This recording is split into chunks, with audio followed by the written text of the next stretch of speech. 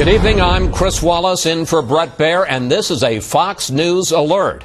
The House has just voted 245 to 189 to repeal President Obama's health care reform law.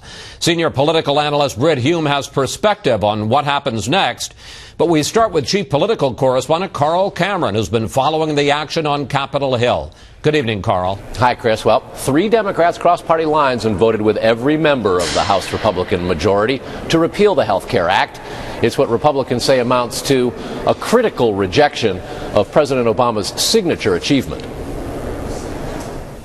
Obamacare created what we all despise and know won't work. Impassioned Democrats railed against repeal. Because this is life and death. This is the security of your family. This is whether or not you can change jobs. This is whether or not your children will be protected. This is whether or not your parents will be able to afford their prescription drugs. Pledges of civility at times fell short.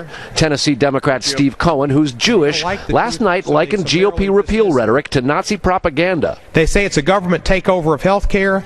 A big lie, just like Goebbels. You say it enough, you repeat the lie, you repeat the lie, you repeat the lie, and eventually people believe it. Like blood libel. That's the same kind of thing. The Germans said enough about the Jews, and the people believed it, and you had the Holocaust.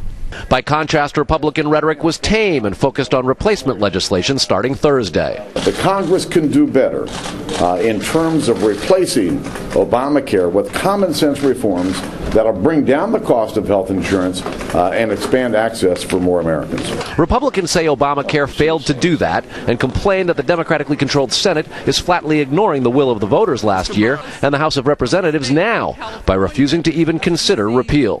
The American people deserve to see a vote in the Senate, and the Senate ought not be a place that legislation goes into a dead end. And that's the point here. We're talking about doing things for the American people, delivering results. Our pledge was to repeal Obamacare. Why? Because it's going to increase spending, increase taxes, and destroy jobs in America. Republicans can also withhold funds for the reform law, delaying implementation and forcing Democrats to keep defending their votes. They will seek to defund. We will work to defend. We believe that defending this piece of legislation is one of the most important things we can do. They'll have plenty of opportunity to continue to do that. The replacement legislation starts in the House tomorrow, and just seconds after the votes were actually tallied here in the House, Senate Republican leader Mitch McConnell said even though his Democratic counterpart, the Majority Leader Harry Reid, has vowed it will not come up in the Senate, Mitch McConnell said rest assured it will. So this battle isn't over, nor is the legislating anywhere near finished. Chris? Carl Cameron reporting live from Capitol Hill. Carl, thanks for that.